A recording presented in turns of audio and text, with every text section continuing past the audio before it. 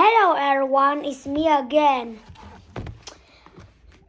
Now we are going to read our book, The Longest Whale Song, brand new bestseller, illustrated by Nick Surratt. Can Ella's love bring Mom back? So we are going to page 290. Yeah, it's really good of us. We are reached really far, right? How far have we been? It's near the end of the book. Just a few more pages. Now, kitchen boy turning the handle and the big fat cook making an enormous pie with little bird breaks poking through the pastry. Then I saw Joseph and Toby in those funny sweater trousers like puffy rompers, and me in a rough and a sticking-at skirt.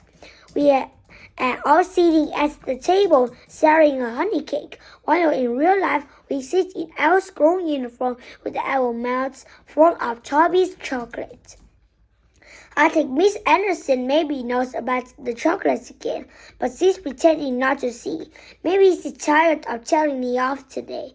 I try extra hard in lessons, wanting to please her. I stick my hand up every time I know the answer to any question. I try even harder in our art lesson. Miss Anderson says, add some wonderful brightly colored dolls. Pink and yellow and red and blue, and gives us an assortment of wheels and sticks and tells us to invent a child's toy. I decide I will make a little toy for Samson, a pull-along whale on wheels. Ideally like a lump of black dough and a little white for the markings, but I have to make do with blue.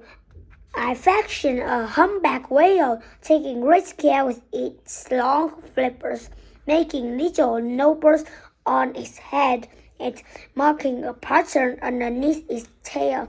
That's very good, Ella, says Miss Anderson. Is it a blue whale? Well, it's actually a humpback, but I haven't got the right color. It's beautiful. Can I take it home? It's a present for my little brother, Samson. Well, I just like to put it on display for a while, but you can take it home at the end of term.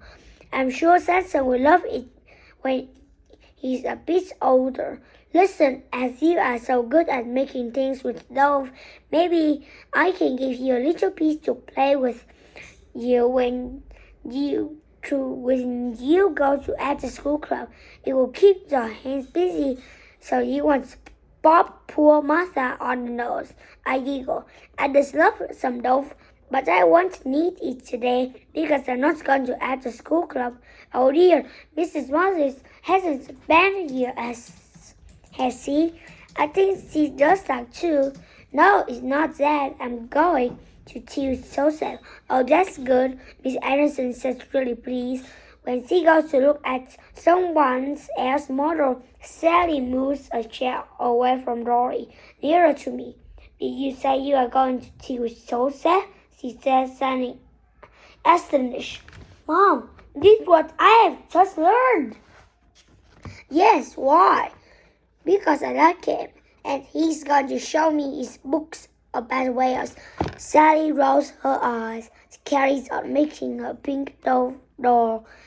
It's a very basic doll, and the egg is falling off its punny little neck. Oh, rats, this red thing, she says. Listen, Ella, I was going to ask you for tea. Mom said you could come for a sleepover. That would be lovely, I said. Maybe Dory can come too, Sally suggests. I feel that would not be anywhere near as lovely, but I keep smiling. Fine.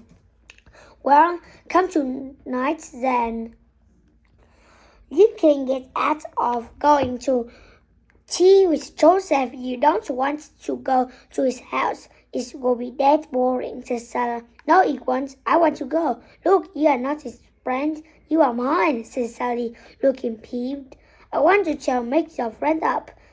make their mind up as her, but I still stay smiling. It's all arranged for tonight. I even know what we are having for tea. But maybe I can come to your house another time. I'm trying to be Miss Witness and like keeping friends with everybody. I shall end up going to tea with Martha at this rate. No, maybe not.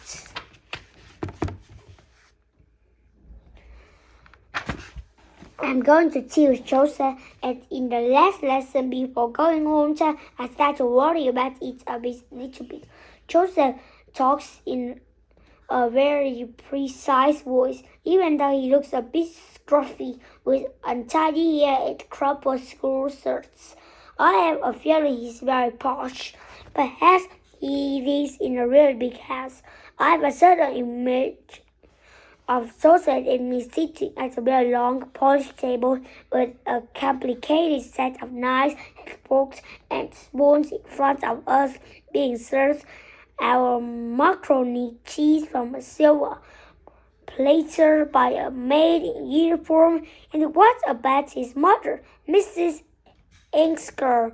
I started imagining her like Miss Rainer, our head teacher, wearing a neat gray suit and a silk scarf, raising her eyebrows if I say anything silly. It's a wonderful relief to meet the real Mrs. Engsker. She's plump and smiling with long, very curly hair. She's wearing a skirt with little mirrors swaying all over it so that she twinkles as she walks. She gives me a hug as if she's known me for ages. You have curly hair, Mom. I'm so glad you are coming to tea, Aula. It's such a treat for Joseph. He talks about you non-stop. Mom, says Joseph, going pink. Their car is comfortingly small and old, with books and maps and sweet wrappers on the floor. The house is big and posh, with 3 floors and a basement, but it's not great at all. There are untidy bookshelves everywhere, with burned books spilling into every corner, even in piles going up the stairs. The sitting sofa and armchairs in the living room are covered with rugs, drawers, and lots of cushions. There's one with little mirrors just like Mrs. Engler's skirts. We sit there for 10 minutes while we have juice, chocolate, raisins, and chat with Mrs. Engler. Then she goes off to the kitchen and we go down to the basement. It's like a giant playroom just for Joseph, with all his books and his computer and an entire set of encyclopedias. There's an old-fashioned trade. Oh, we need to go on this word, friends. This word.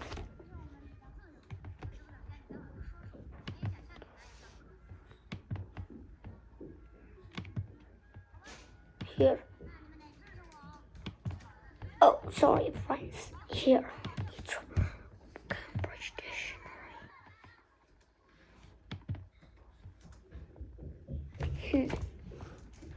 Here.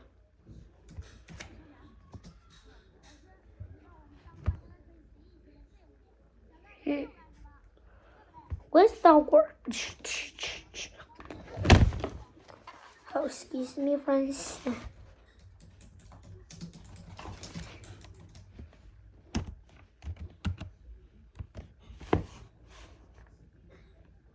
Where is it?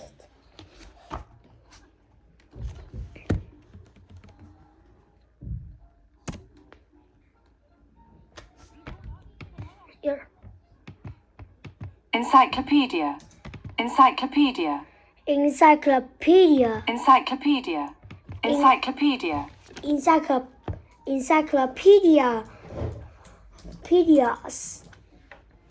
There's an old-fashioned train set laid out all over the floor, and a wooden Noah's Ark too. A special old one with carefully carved animals, each of them at least 50 pairs. There's a Noah's Ark at Auntie Marie's house. She looks after my baby brother, but it's nowhere near as big as this one. I say, it was my mom's when she was little, and the train set was my dad's. I don't really play with them. I like reading books, says Joseph, but he obligingly shows me how the train set works. Can we take the littlest nose arc animals on a train trip? I asked. We could be say at traveling circus, special group of performing animals. I grabbed a Hasbro out of the ark. Look, here are two performing rabbits who can turn somersaults, and these are little birds who are excellent trapeze artists. You are so mad, Ella, says Joseph happily. Okay, put them in that open carriage there, that we can take them for a ride. I have never played with a train set before, and it's great fun, especially when we have two trains on the line and have to divert them to avoid a major collision and tragic animal extinction. There are no whales in the ark, not even little dolphins, I say. I expect they swam along beside the ark, says Joseph. So we look at my whale book now. It's got such wonderful books, not just about whales, about everything under the sun. You don't need to go to public library. You've got an entire library here, I say, when he shows me his library books too. I just like a real library of my own one day, says Joseph. Well, maybe if I work some more on my whale project, it will get long enough to be made into a proper book, and you can keep it in the library in its own special glass case, and only very important people borrows it. Me, says Joseph. Let's have a look at it now. Master tore up a lot of it, I say mournfully. Mother's really scary girl. I hate it when she picks on you. Ella, do you think I should stick up for you more? No, I can stick up for myself. But sometimes, look, here is this. I try sticking the red pages with sellotape, but they don't look very good. Why don't you rewrite them? Well, it will take such ages. I will help you. I have got paper exactly that size. I will do all the writing if you like, and you can do the drawing. You could come round to tea, heaps, and we could work on it together. Would you like that? Oh yes, I said to Dan to redrawing the title page with an even more elaborate letter. Word Joseph doesn't just have good flat tips with tiny points.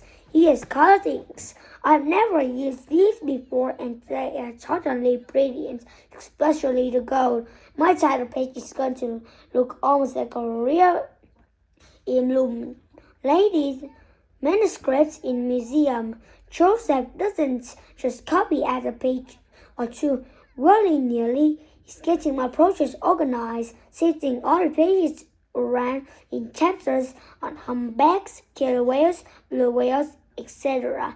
We could also do a chapter on the history of whales and whales in captivity.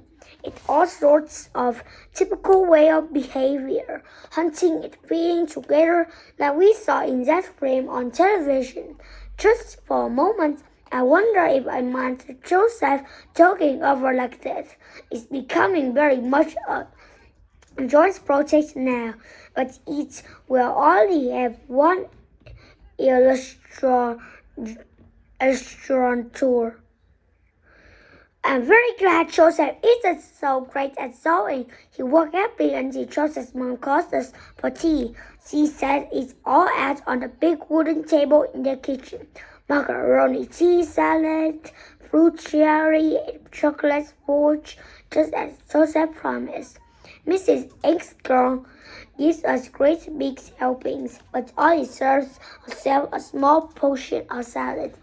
But later, As we are chatting, she absent-mindedly helps herself to the macaroni she left in a serving dish and then pours several chocolate fruits in her mouth, one after another. She sees me looking. I know, I'm probably sticking to my diet. It's so unfair, Ella.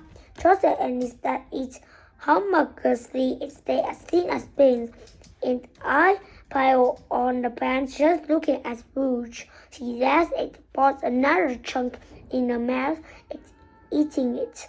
My mom's the same, I say.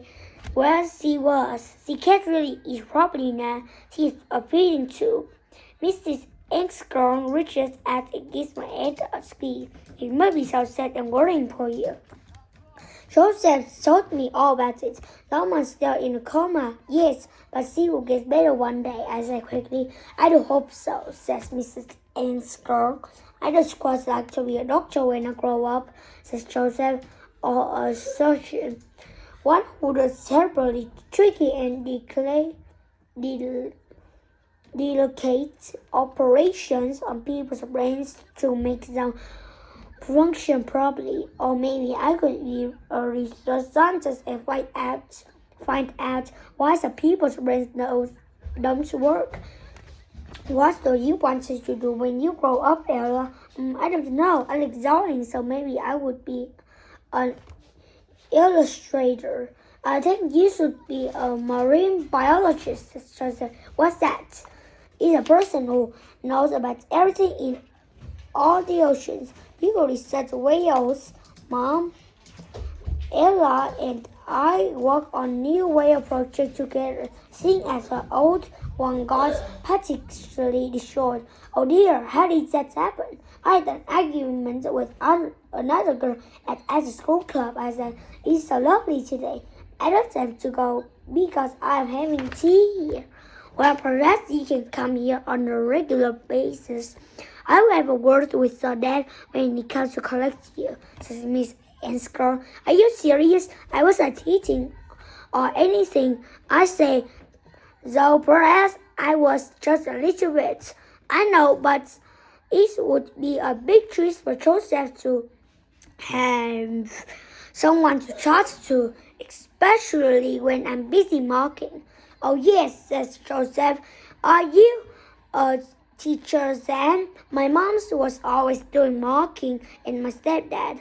I teach students part-time, so I have to mark great long essays. I bet they are not as long as Ella's original whale project, Mom. It was 58 pages, and I even have written anything that's long. It wasn't all writing, though. There was lots of drawings, I say modestly. Yes, Ella's fabulous at drawing. She's illustrator at our new whale project. She's done all the pictures for our tutor project at school. She's especially good at drawing people in tutor costumes. But I like drawing whales best, I say. At the tea, I'd simply love to have a look at this famous project, says Mrs. Engstrom. We sit until there's nothing left, not even one square of fudge, and then we all go down to the basement together. Have a nice day. See you soon. Goodbye, friends. See you later.